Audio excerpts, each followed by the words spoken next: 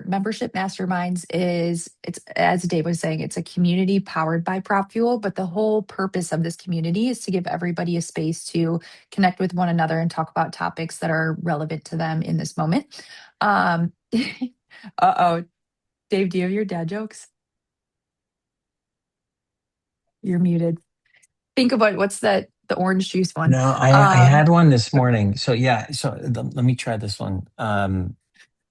So I used to this is like a variation of one I heard recently.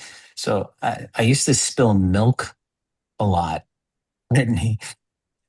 This is so bad. I used to spill milk. Like that was pretty easy to spill, but then I never spilled orange juice because every time I go to pour orange juice right there in the container, it reminds me, it says concentrate.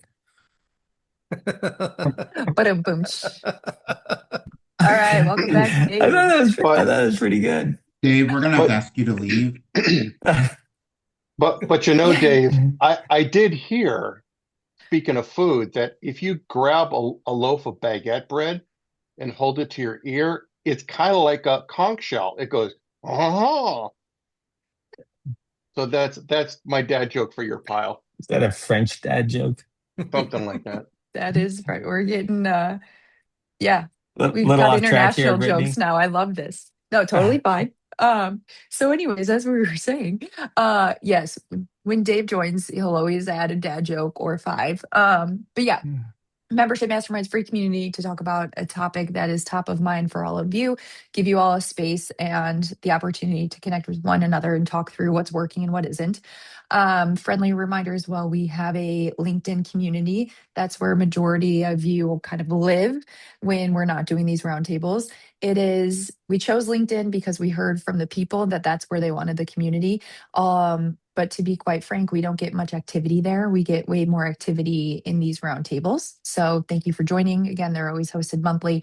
And I think Dave already gave the spiel about Prop Fuel. It's powered by Prop Fuel, but the intention here is to talk about a topic versus a product. But if it gets brought up, or if we have people that want to speak to it, you're always more than welcome. So without further ado, we are going to dive into the topic, which is renewals. And again, if you've been here before, we had a few more people join. So in the chat, if you can put returner or first timer, just so we have an idea of, again, how many people have been to these before and how many people are here for the first time, that would be amazing. As you do that, I'm going to open up the floor to you all so you guys can decide what you would like to chat about in terms of renewal season. All right, lots of returners. Love it. Kevin, we'll count you as a first timer. Got 3 first timers. All right, folks. What are we thinking? Who's doing still in like There we go. printed mailing invoices? Oh, One. one. Used to mail a bunch until I told them that when I belonged to the fundraising group, I was shredding the first 3 and only using the last one. So we went down to 1. We still have retired members who insist on mailing in paper checks. So, Oh yeah. Our segment of our members always do because they're with higher ed, so that's required. They don't have the P cards to do it. But we stopped doing invoices, and I'm just wondering if it's worth the investment because it's very expensive. But I'm afraid that because of the amount of emails people get, if they're overlooking it. So I just wanted to throw that out there. I'll just say that every year I do like literally the math on it with how much comes in from checks and how much we spend on paper invoices. And like as long as there's the business case to do it, I'm doing it no matter what some people on my team think. If I'm bringing in more money than I'm spending, it's going to be worth it for a while. Brian, do you do that late in the series? Of course, we were always trained to do the highest cost per contact later to work at the hardest folks to renew. So Sure. So I'm going to say we do 2.5 pieces of mail. The first piece is 90 days out, but that only goes to people who don't have an email address. Yeah. We do have members like that. 30 days out, it goes to anybody who expires in 30 days. And then 30 days after their expiration, there's a postcard. Oh, okay. Thanks. We do two I love invoice what you were mailing. alluding. I like what you were alluding to, Kevin. Like a lot of, I've seen a lot of campaigns go out asking for renewals and get a lot of people to renew. And based on the context, you hear back like they're planning to renew or no, they're not, and why not? And you kind of go through all that digitally, nearly free. And then who's left? Yep. You connect to them and you might cut that number in half, the number Right. of paper invoices or reminders you need to send out. Laura, you were gonna say something? Yeah, so we do 2 rounds. Our deadline is March 31st, so we do a round. Well, we start processing it, I think, at the end of January, but mailing takes a long time, so they don't receive it until the beginning of March, probably. And so that's a larger group. And then we do one that says past due for those that come in after. And we're construction industry, so we do have folks that like checks. So, which is, not fortunate for us, but I need the money. So if that's what they need to pay, that's what we have to do. Yeah, I think some of it depends on the industry, right? So I was working for medical associations for about a decade, and I'm a huge advocate for always doing printed invoices. It's just like, how can we be strategic about it? Like Dave and Kevin were saying, like, is there a way that we can reduce costs by getting as many people to renew up front as we can? But what I found with some of the medical associations that I worked with, it's just most of the time their assistants or their office manager is paying the bill and they're not the ones getting the email always. So if they got a fax, or there was an association where I did fax renewals and it worked. But if they're getting the fax or the mailed invoice, then they see that as well. So I think it's always worth at least one. But again, that's just my opinion. So And just a upside to the checks is there's not a processing fee I have to pay anybody when we get a check, unlike with the credit cards where I do have to pay a fee for that.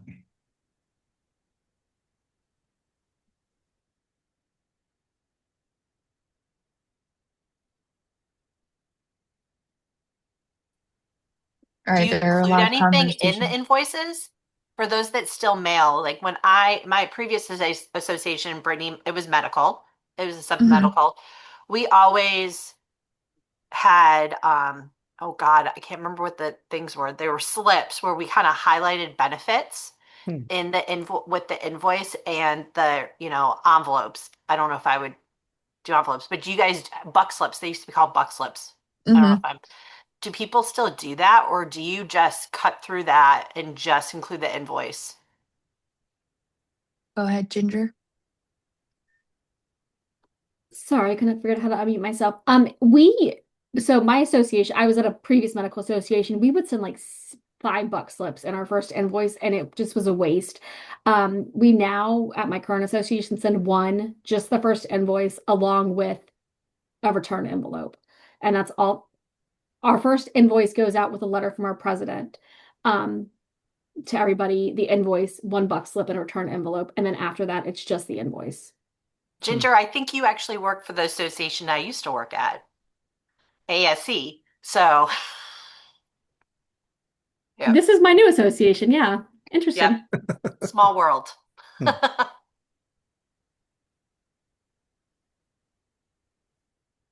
Anyone else have thoughts on the buck slips? I think some of my thoughts with including things in, you have to be very intentional, in my opinion, on what you're including in those, because the core purpose of sending a renewal invoice is to get somebody to renew. And so if you're asking them to renew, but also purchase this new course or register for the annual meeting, it's great if they could do it all at once, sure, but it almost detracts from the core purpose of, again, what you're mailing. So I think if there's a tie-in, it's great. But if it's just to continue selling them something else, then you typically would want to rethink again what you're asking them to do. And is this going to take away from the renewal that we're really hoping for? That's an interesting perspective because I always thought reminding them of the annual conference, which is one of, the best things that you can participate in, through us is a positive thing. And then like Mhm. look at all the education, and some of it is included and some of it's not. But like my thought was I'm paying 70 cents a stamp to mail this to you. Let me get more information in here. It's just a front and back flyer that we do. The first Yeah. time we don't even do anything the second time. But I find your perspective interesting, like that we're asking them to do more at the same time, and maybe that's an issue. So Laura, Well, and I think Put it it that way. varies. our buck slips were always member benefit focused, just to reinforce the value of membership. And again, my experience was medical, so it was heavily relied on CMEs. And that is really what most of members join to get that discount, right? And get those free CMEs. So that's what we reinforced because and everyone probably on this call, you would be surprised when you're at board meetings how some of the board members don't even know the benefits of membership.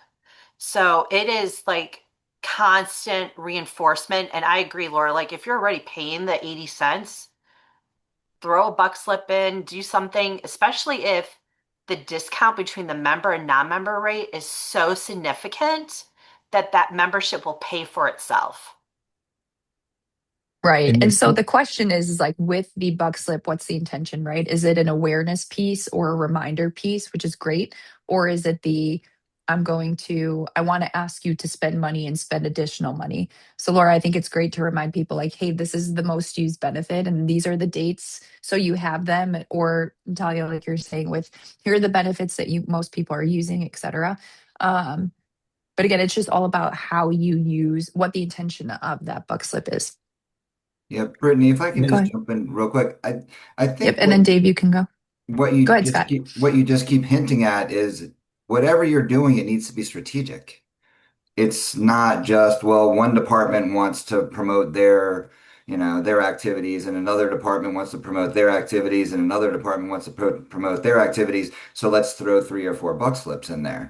It's got to all be targeted, and it's got to be a smart use of whatever you're doing, because ultimately, if it is a renewal piece, the number one job is to get a renewal. So even though you want to be nice to all of your colleagues and you want to promote all of the different programs, you got to keep it focused and you got to keep it strategic. So I think that's kind of what we all keep hinting at. And I just sort of wanted to, summarize that by saying it's got to be smart. Whatever you're doing has got to be smart. I like what you said, Scott. Thinking strategically about what's the outcome of this particular communication piece. Eventually, I want to get to your expertise, which is at what point in the process do phone calls make the most sense. But before we get there, I struggle because I've seen this so many times with emails and I'm not sure about letters. I don't really have any data on that. Mostly email that goes out that says, "Hey, you're up for renewal. We got all these great benefits, like all these great things we do as an organization," and then it has a renew now button at the bottom. Maybe there's one at the top, and the challenge there is you're putting so much information in there, a lot of which doesn't even matter to that particular member. The best ones I've seen are the ones that reference the new member onboarding, why they joined. So they capture that intel, why the person joined, says, "Hey, you joined for this reason. We really want you to renew." And that might be the conference, or it might be this the continuing education. Or I would argue it's better just to leave the benefits out of the conversation and get to the crux of the call to action, which is get them to tell you if they're planning to renew or not. Maybe not even push them to renewal yet. Just try to get some intent so that you know how to get them in the next conversation. But I struggle with this idea of listing out all the benefits for every single member when 90% of the benefits aren't why they're a member. Yeah. And we did the QR codes for the benefits, just highlighting on the invoice itself, just to Dave's point, to be like, you're going to have that core group of members who are going to be members no matter what. That's what they do. But to highlight those in a way that's not overpowering the actual message of what we're trying to get them to do at this, their one ask. That's their attention span. Their one ask is right now is to pay their dues. If they want to scan the QR code, great. We'll get them later with that. Go ahead, Kevin. Yeah, I would say I was kind of curious when folks were saying, hey, we do buck slips, we do piggybacks, because we want to take advantage of the fact that we are doing mailed outreach to people, as in what kind of empirical evidence do you have? Have you ever tested buck slip versus no buck slip? Everything I've done is pretty ancient now, but I was going to caveat that, I heard some really great arguments for, hey, if I remind you of the benefits right now, maybe I've got a better batting average of getting you to renew. But when we've tested head to head, A/B tests back in the olden days, less is more. It's okay to have like a short cover letter, but as soon as you start kind of selling again, then that does detract from, the primary, call to action, which is just to get you to renew for another year. So I was curious about whether anybody does test the inclusion or exclusion of those things, because otherwise we're just debating, it's not empirical. Yeah.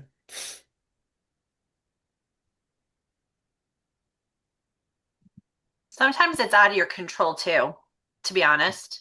Sometimes it's at the direction of the CEO or the board chair that really wants it to be included, and your hands sometimes are tied. Yep. So unfortunately, Kevin, that's the truth when it comes to certain things. I don't do printed invoices just because we're on an anniversary and it would be nonstop. I try to think of renewals the day after someone joins and like that onboarding, that reminder of benefits, but keep it short and sweet, my reminders of the benefits, so it's actionable, so I can see that there's engagement. So, because if I see someone coming up for renewal and they are, and I think I've said this on calls before, if they're a member in name only, what is the likelihood that they're gonna renew? Very little.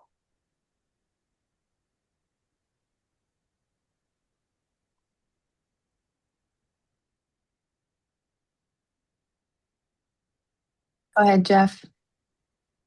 And until we all become telepathic, we have to stop assuming what everybody thinks. So we're doing lapsed member email campaigns. We're hitting them with all these things about,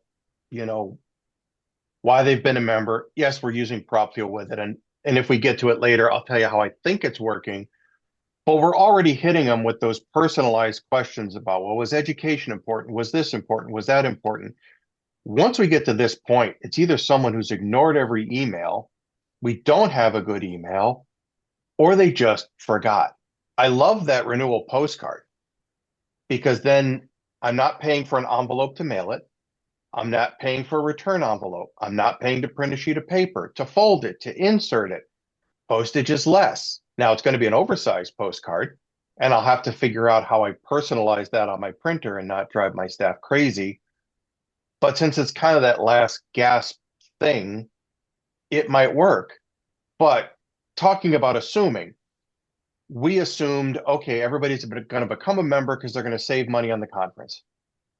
Well, when your employer pays for the conference membership but doesn't pay for your membership, why am I going to spend my money to save money for the employer? So we did a test.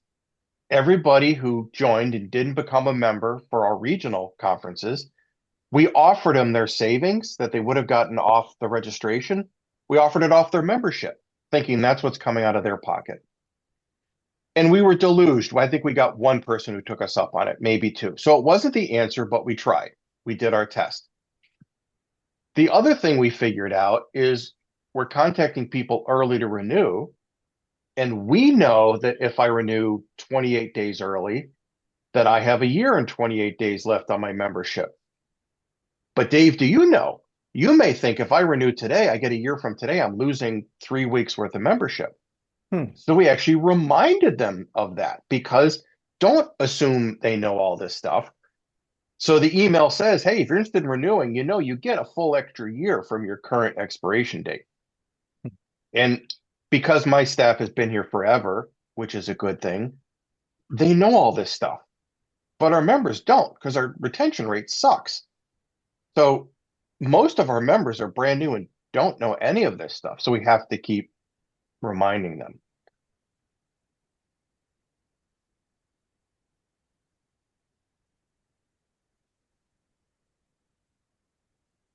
Hey, Scott, could you, and Brittany, forgive me if I'm getting you off schedule, what you wanted to talk about. I'm just really curious to hear how Scott recommends. So for those of you that don't know Scott, it's Scott, update me if I'm off at all here, but last we talked, you own this firm that does a lot of the outreach via phone for associations. Like, what is the best time? Obviously, you don't want to call everybody. Like, how do you figure out who to call, and when do you pick up the phone versus mail versus email? Yeah, thanks, Dave. I think there's a couple ways to look at it. I know that you and I have talked before about figuring out a way through questions, and you actually already presented this, like to see who your most at-risk members are for not renewing and picking up the phone and calling them. That's always a good tactic. You can always, and then you would do that before renewal period. So there's sort of the pre-renewal, pre-expire, and then post-expire options that you really have. And so you would call before because the less people you can have lapse, obviously the less effort you have to put in, the less time you have to spend, the less worry amongst staff and everything else that's going on. So you can do that. The other thing is you could call longer term members early too. If somebody has not renewed and they typically renew, if you're able to track this information, if you know when they typically renew and they haven't renewed, you can do that. And then a lot of the work that we do is around calling members that have already lapsed. So wait till they lapse and then wait a month or so because it's just I've found in my experience doing what I've been doing for as long as I have, telemarketing is sort of like it tends to be perceived as a last ditch effort. It's like a bad word. It's like, and I think that most of us have kind of aged out of this, but I still remember when, MCI and Verizon and all of those long distance companies would call you smack in the middle of dinner trying to get you to buy something. And everybody hated it, right? So telemarketing was like a four-letter word. Nobody wanted to do telemarketing. Nobody wanted to make phone calls. But and I think that for whatever reason, that sort of perception still exists in some ways. So we end up talking to a lot of associations that doing some telemarketing is like a last ditch effort that they don't even have the budget for. They're just like, uh-oh, the 9,000 emails that we sent, the one or two direct mail pieces that we sent, the committee members that did some outreach, none of that worked. Uh-oh, we got to do something. So we've got some dollars set aside that we're going to be able to telemarket with. I think telemarketing works, and I've got a firsthand experience. It works really well.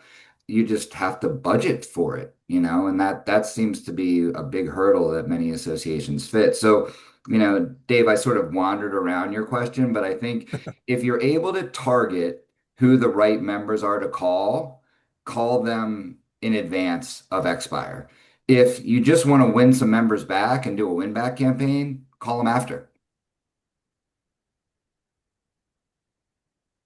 I think sometimes too, the precedent, it depends also when your grace period ends for your membership. So if you have a 90-day grace period, say everyone's membership ends December 31st, but you have a 90-day grace period, members aren't like, I can still log in and I still can get all my benefits. Once you cut that off and then they realize, oh, I don't have access to it, that tends to kind of push people that are waiting for some reason to take action. Um, when I started decades ago, everyone had a 90-day grace period, even longer. Grace periods have gotten shorter, much shorter for that reason, to like actually push them to do something. Currently, we have a 7-day grace period. And Wow. that, again, it's anniversary. We have to just continue to make that move. And thankfully we have a database that in a system to help us, but that will actually prompt people to do something. So if you have a very long grace period and it is impacting, look at what you can do to shorten it to create some sort of momentum. Natalia, I completely agree with you. I've been on a soapbox about that for years. I know that if Tony Russell was on this call from, I guess he's still with MGI, even though he's retired, Yeah. their MGI survey shows every year that associations with grace periods tend to have a higher renewal rate. But it's what is it? It's a correlation, not a causation. And my feeling has always been, and I haven't done some of this work in quite some time, but my feeling is, why don't you start your renewal process a little bit earlier and cut people off when they officially expire, as opposed to starting your renewal series later and then basically extending everybody for 30 or 60 or 90 days? To me, that just doesn't make any sense. I mean, we all live in a world where, let's call it a utility, right? Or anything that you've got sort of even on auto bill or whatever, once you get past a certain period of time, they just shut you off. They let you know in advance and then they shut you off. Why? Because we're associations and we're nicer than some of these other things and we're in it for the member, which I'm not saying that totally sarcastically and meanly, because we are in it for our members. But still, why are we extending everybody? Why are we giving them 90 days worth of free benefits? And some of those people aren't going to renew. So that means some portion of our people we're actually spending money and time on to serve them when they're never going to come back.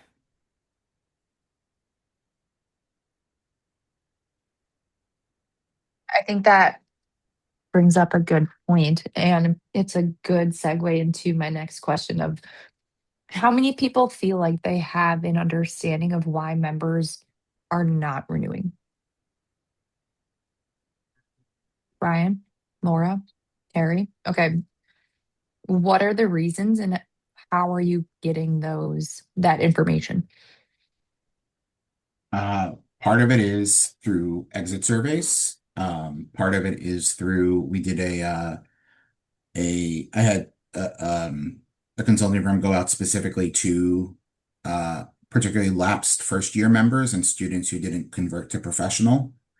And so we found out that from a lot of folks, it is a transactional relationship for them.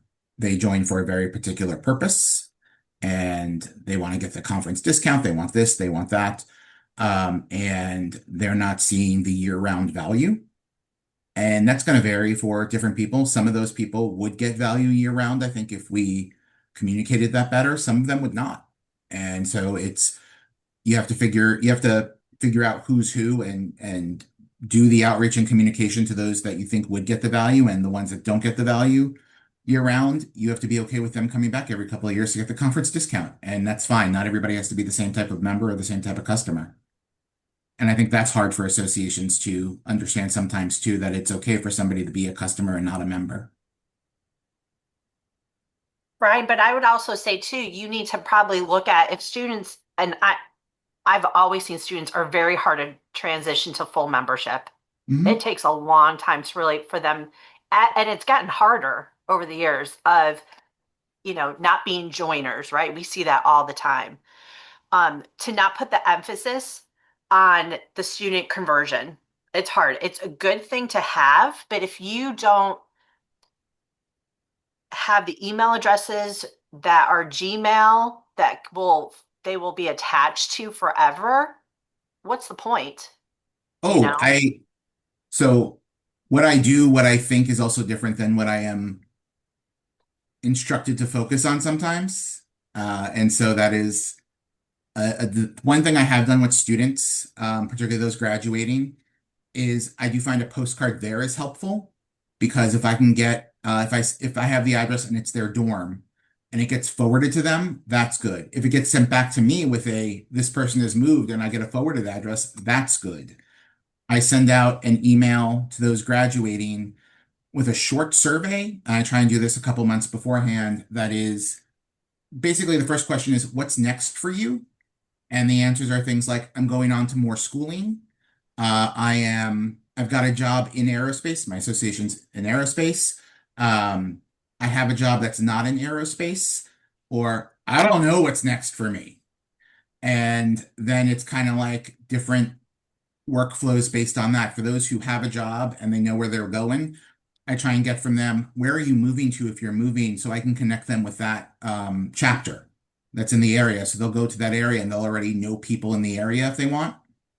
For those that say, I don't know what's next for me, I send them links to our career center and resources there. For those who are going to be a student, I'm like, thank you. Let's update your membership so that when you renew, it renews you as a student. And so we get that kind of thing so they don't get the sticker shock of now having to pay full price when they're really still a student. So it's, those are four buckets. There are probably more, but those are the biggest ones, I think.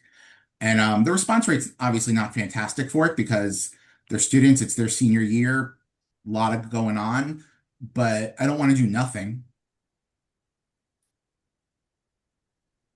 Go ahead, Jeff.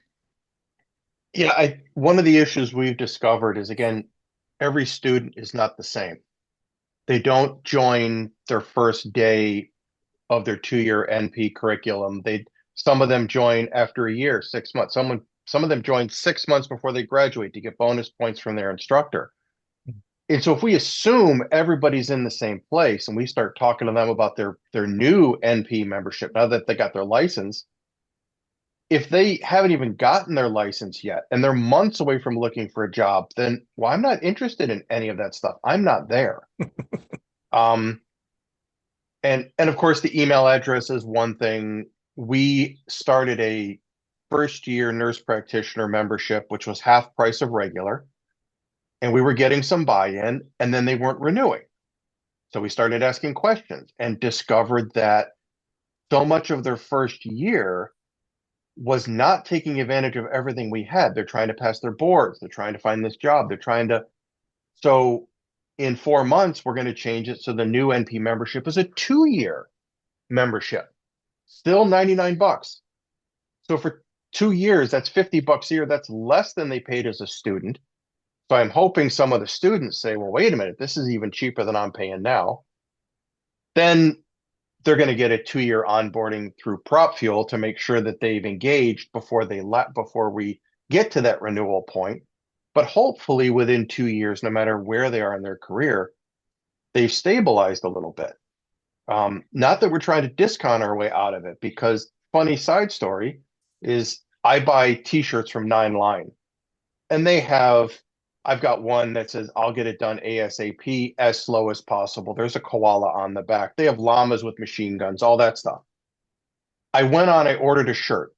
I didn't check out through them. There's some app you click on and it checked me out. Well, 3 days later, they said, oh, you still have items in your cart. How about 10% off? I'm thinking, I already bought my shirts. A week later, okay, we'll give you 15% off. So guess what? I wanted shirts, put stuff in my cart, walked away, waited for the 15% off email, then I placed my order. So you're not going to discount your way out of it. It's just, we have to try these little things. We identified, okay, student emails are screwing us. Let's fix that. Now all of a sudden we got to look at timing. One last quick story, then I'll shut up.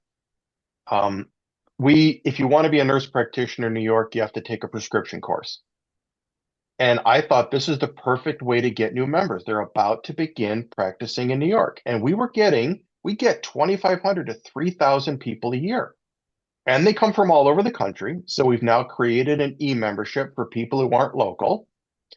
And we were sending out emails. Oh, thank you for signing up for the course. Don't forget to do this and this. Hey, become a member. And we did 30 days of that. And nobody joined. I had an aha moment a month ago. I'm thinking, wait a minute. They're not getting their license for probably 2 to 3 months. They're not even thinking about this stuff. So now I'm building a Prop Fuel, and 2 months after they start the course, they're going to begin to get that dialogue. Hey, did you get your license from the state yet? It'll help us figure out the backlog, but it'll better time the messaging based on where they were, because we're not psychics. So we're taking a guess with students, with new people. And when it doesn't work, we think, well, they're idiots and we know what we're doing. And it just could be because we're not psychic.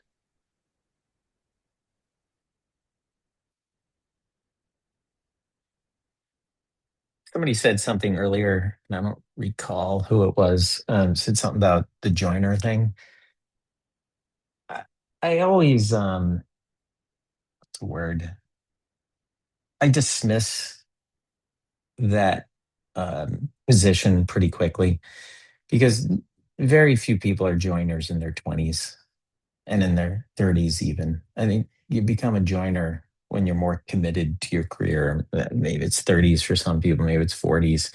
But like that's kind of when you become that's just I don't have any data to support that, but I'd be curious if actually Claude could probably help with this, but if you were to look back 20 years ago, what was the average age of your membership? And if you look at your membership today, has the average age changed?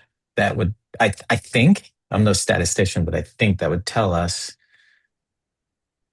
um, well, maybe not. I don't know. That's a statistics thing.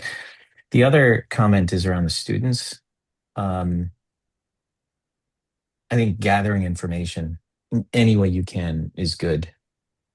However, going back to that original conversation we were having about putting too much into a communication, I think the lowest friction communication, especially with students, the lowest friction with, and I'm borderline push and prop fuel here, so forgive me, but like a single question, just get to the thing you need. Are you planning to renew? What's your alternate email address? We want to keep in touch. Like capturing that, getting it back into your AMS, and then work from there.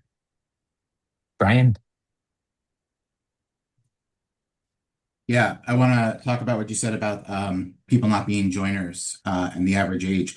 And I think that's a really good question. And I think we don't know because I think there is a big problem with, are you familiar with survivorship bias?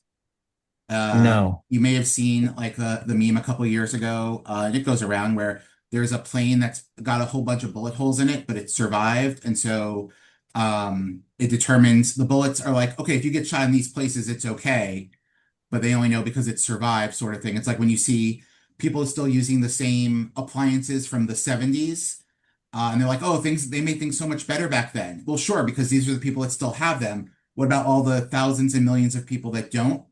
And I think with our members, we hear from a lot of our members, oh, well, when I was young, you just joined your association. Somebody brought you and they told you this is what you do and you just did it, and they don't do that anymore. And I'm like, well, maybe that's what happened to you then. And that's what's happening to some of our younger members now. And those members are the ones that stick with us, but we don't know because who here has really good data from, I'm going to go back 30 years and say that. And I think that's going to be really hard to suss out. So I just think there's some survivorship bias in there when we talk about people not being joiners. So I agree with you to an extent that it's a really solid theory, and that'd be interesting to see if somebody could do research into that. And then just your second point, I agree with you about like the one question thing. The thing I kind of always get into disagreements about with various people on our staff is you need one call to action in an email. Otherwise, people are going to get overwhelmed. And so when you're asking them to do so many things at once, it's like they're not going to find the most important thing in that. You know what it is because you wrote it. But they don't know what it is. And there's like, okay, these 6 things. No, I'll do this later. And it gets put aside. Love it. One call to action. That's huge. All right, Ginger. We're going down the line. So Ginger, then Kevin, then Natalia. Yeah, I was just going to say to Dave's point or David's point about the questions with especially with student memberships, I put in the chat, we had free student memberships for our 50th anniversary year. We got a ton of members in, but we didn't do it right and didn't get the data. So now we are changing it and asking them those questions when they're going through the process of signing up with what year are you at, in your residency, because we're medical students or things like that. So we can now build on that. Like, I don't remember who said it, but when we get closer to that date, you're in your last year of your fellowship. Now let's talk about next steps in your membership. So I think it's just getting the data and making it easy for them. Yep. Go ahead, Kevin. Yeah, I was going to say, Dave, in answer to your question, this is kind of turning the issue of whether the average age of the membership, on its ear a little bit. But one of the things that we've always done for the last 25 years is we ask people numerically to tell us when they entered the field, however that's defined, when they Mm, first joined the organization. And you can distinguish between healthy and unhealthy membership, programs by how long that gap is. And what we used to find is that 6 to 7 years was the sweet spot. In other words, the average individual says, well, I entered the field, 24 years ago, and they joined, like 17 years ago. Now we are starting to see that gap starting to increase, which means that there are people who logically are committed to their profession, but they started committing a little bit later. Or maybe there's a lower percentage of people who are being subsidized by their bosses to pay dues or whatever. There's all those varied reasons, but the distribution is definitely lengthening a little bit, but not too much. And then the other thing I did want to say in response to, I didn't relate it first to the survivorship, bias sort of issue, but also thinking long term in the past. One of the analogies we always use when we do research on people's communication programs is that a lot of times, associations will justify, hey, we got rid of all that mail stuff, because, we want to be better to the environment or whatever. And of course, the irony is over time, you keep surveying the people you've kept and they like digital more and more. But I think even with our renewals, we're training people when to renew, we're training them on what to expect from the organization. And because we don't know that much about the people who, dropped off, fell off the wagon for various reasons, like, well, I loved your print magazine, now I don't get it anymore. We are sort of, addressing the needs of a slightly dwindling group of people who are joiners, who are stayers, and who continue to use and like what we do. So, Love it. Thanks, Kevin. Natalia? Um, I think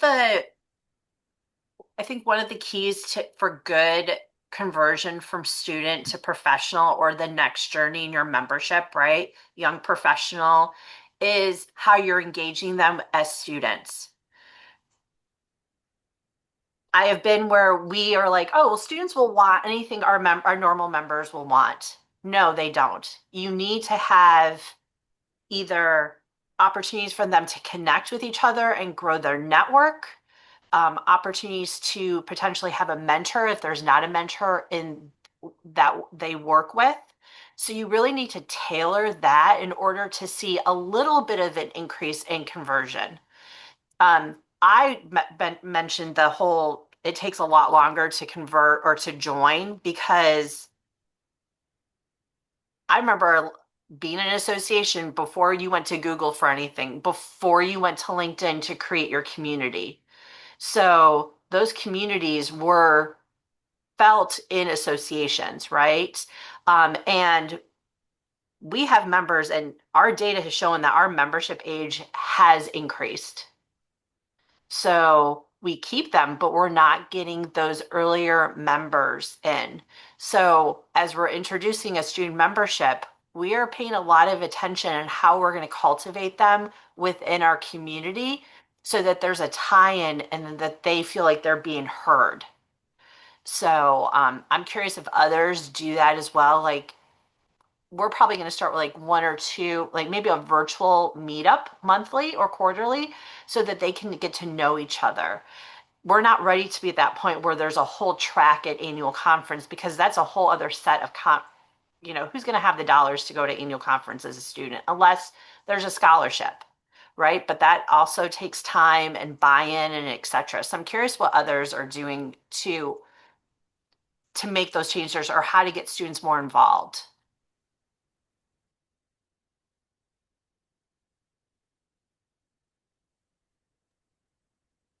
I can share that we do a student day now at our conference. I'm with the Association of Public Gardens, the American Public Gardens Association, and we do a whole student day. And we work with the local universities that are our member gardens to bring those students in. There's a program called Learning by Leading that's an immersive program that students learn the public garden professions and how public gardens are run.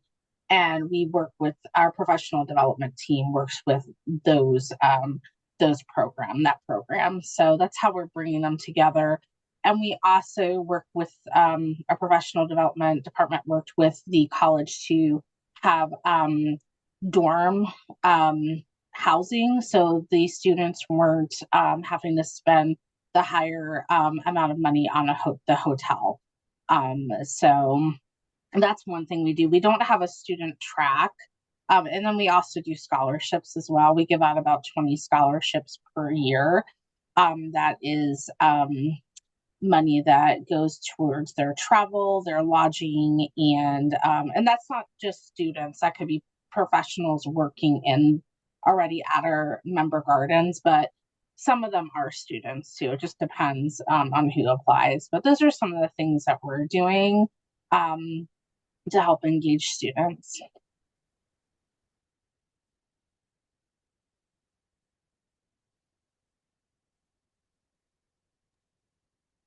Brian, did you want to add to that?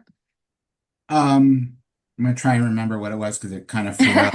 But it was basically this year we started doing. So we're on a anniversary based thing schedule, and that can be difficult, particularly with students, because let's say they are joining in September or October because it's the beginning of their school year, so they're not expiring to that next one. And particularly if they're graduating, and they graduate in like May, there's a lot that happens between then. And so one of the things we started doing this year was trying to do um, a series of emails aimed at those who were graduating to like talk about them in their career paths. And one thing we're working on in general is we're shifting our membership wording a little bit so that students will start to see themselves as professional members. And I know that has different implications for different industries, so I'm not saying it is for everyone by any means. But it's something that our leadership team felt strongly about, and so we are moving things around a little bit to see how that goes. And the biggest change that comes with it is students will be able to vote in our elections, which currently they are not able to. I don't suspect there will be a high number of students who particularly care who the Region 3 director is, but they'll have that opportunity and they'll be treated more like a professional member.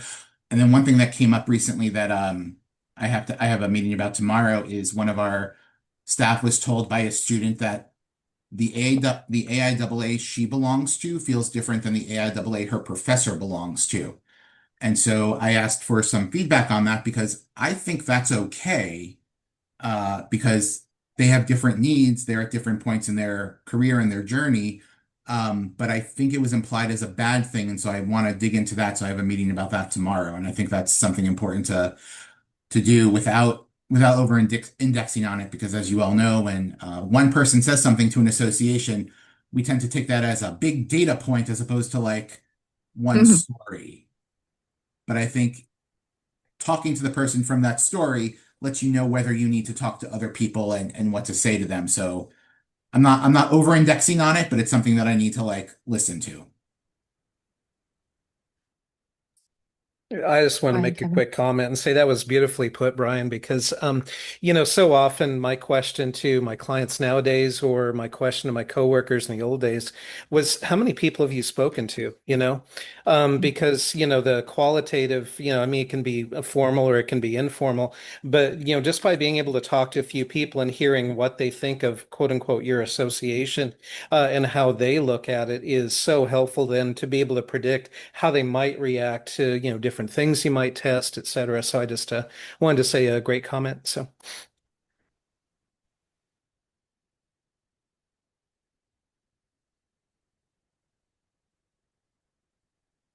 All right, folks, before we go into a new topic or continue building off that one, I always like to ask before we wrap up, if there's a specific topic you would like to talk about next month. If you are able to join us, let us know. You can either say it out loud or drop it in the chat. I think student engagement or student memberships sounds very popular. We were also thinking outside of renewals, like what do you do once somebody renews? How do you re-engage them or continue engaging with them throughout the year?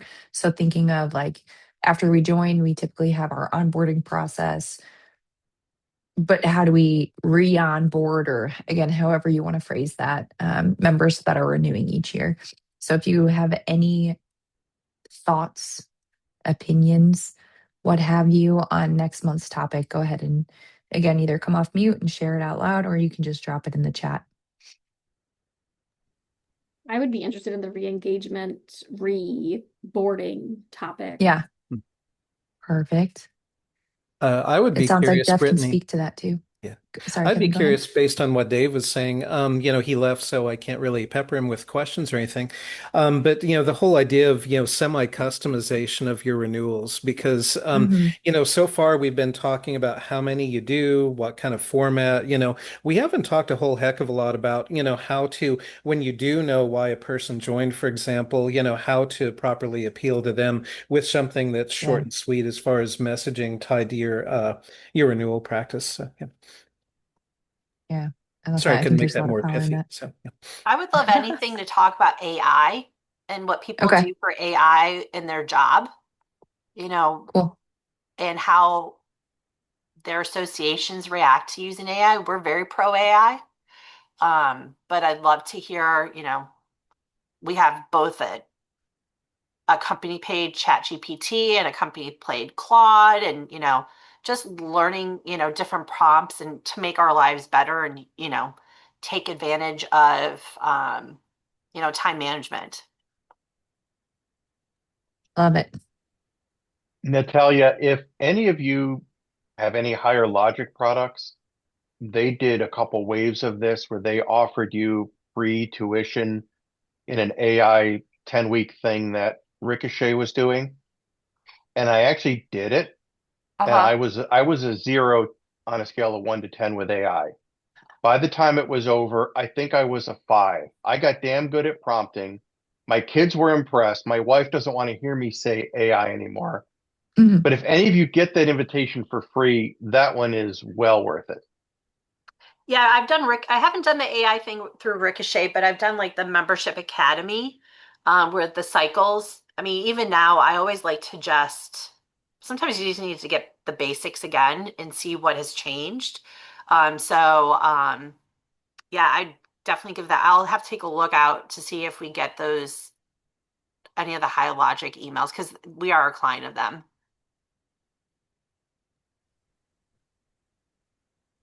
Love it. All right, guys. Any other thoughts on renewals?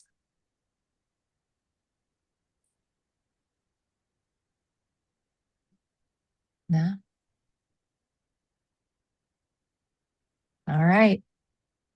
All right. We won't force conversation for the next 3 minutes. So thank you all so much for joining. If you want to carry on the conversation, again, always know you've got the LinkedIn community. It's relatively quiet, but you can make it as loud as you want, anytime you want. And then, if not today, tomorrow we will send out the recording and some takeaways from today's call, along with some information on next month's call. So thank you all. Thank you all for participating. Thank you for joining, and hopefully we will see you next month. Bye, everyone.